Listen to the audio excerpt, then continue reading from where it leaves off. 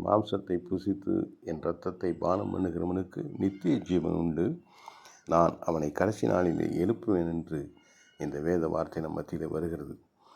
ஆண்டவர் சிருஷ்டிகர்த்தர் பிதாவாகிய தேவனுடைய வார்த்தையாக இருக்கிற இயேசு கிறிஸ்து மாம்சத்திலே இந்த பூமியிலே வந்து நம் மத்தியிலே வாசம் பண்ணி நமக்காக சிலுவை சுமந்து மனிதத்தை கடந்தார், மரித்து உயிர்த்தெழுந்தார். இன்றும் நமக்காக யாவையும் செய்கிறவராக இருக்கிறார். அவருடைய மாம்சம் என்கிற அவருடைய வார்த்தை, அவருடைய வசனங்கள், அவருடைய வேத சத்தியங்கள் அதனுடைய வாழ்க்கையில கை கொண்டு அவர் தருகிற அந்த இரத்தத்தின் வல்லமையினாலே, அந்த பரிசுத்தாவின் அபிஷேகத்தினாலே, அந்த பரிசுத்த ஆவியானவருடைய நடத்துதலிலே நாம் வாழ்கிற பொழுது நித்திய ஜீவன் உண்டு.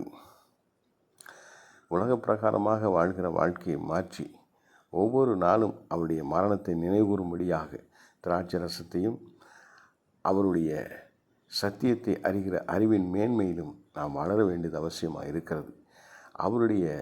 அவர் கொடுத்திருக்கிற அந்த அப்பமானது ஜீவ அப்பம்.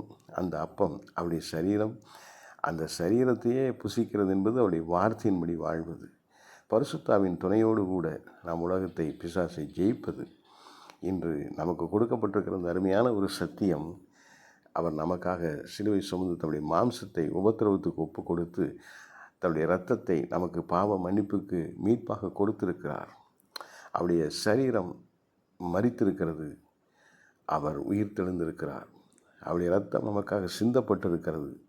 அதை நினைவு கூறுவது மாத்திரமல்ல, அது நம்மை விடுதலையாக்கும் என்கிற நம்பிக்கை நமக்குள்ளே வேண்டும். நம்முடைய பாவங்கள் அனைத்தும் மன்னிக்கப்பட்டு என்றும் நித்தியமாய் வாழ்வதற்கு அவர் நமக்கு ஜீவனை தந்திருக்கிறார் என்பதுதான் உண்மை. வேறு யாரும் செய்ய முடியாத ஒரு பெரிய மீட்பை தேவன் நமக்கு கொடுத்திருக்கிறபடினாலே நாம் உற்சாகத்தோடு அவருடைய நாமத்தை தொழுது கொள்வது நல்லது. நமக்கென்ற ஒரு எதிர்காலம் உண்டு. நிரந்தரமாய் நித்தியமாய் பரலோகத்திலே வாழ்கிற தேவனோடு சஞ்சரிக்கிற ஒரு வாழ்வு உண்டு. மற்றவர்களைப் போல அல்ல. இன்று உங்களுக்கு உபத்திரவங்களோ பிரச்சனைகளோ உங்களை பயமுறுத்தினாலும் கூட அவைகள் எல்லாவற்றையும் மேற்கொள்வதற்கு அவர் தன் மாம்சத்தை கொடுத்திருக்கிறார், வார்த்தையை கொடுத்திருக்கிறார், இரத்தத்தை கொடுத்திருக்கிறார், பரிசுத்த ஆவியை கொடுத்திருக்கிறார். அப்போ நம்ம எதிர்காலத்தை குறித்து கவலைப்பட வேணாம். நமக்கென்று ஒரு ராஜ்யம் இருக்கிறது, நமக்கென்று ஒரு தேவனுடைய சமூகம் இருக்கிறது, நமக்கென்று நித்திய வாழ்வு இருக்கிறது. யாருக்கும் கிடைக்காத ஒரு நித்திய வாழ்வு இயேசு கிறிஸ்துவை விசுவாசிக்கிறவர்களுக்கு உண்டு என்பதை நாம் நம்ப வேண்டும், உறுதி கொள்ள வேண்டும், அதிலே பிரயாசப்பட வேண்டும், அதிலே அப்பியாசப்படுத்தி கொள்ள வேண்டும், அதன்படி வாழ வேண்டும். அந்த நம்பிக்கையில் உற்சாகத்தோடு வாழ்வோம். இன்று கர்த்தர் உங்களை ஆசீர்வதித்து வழிநடத்துவார். ஆமேன்.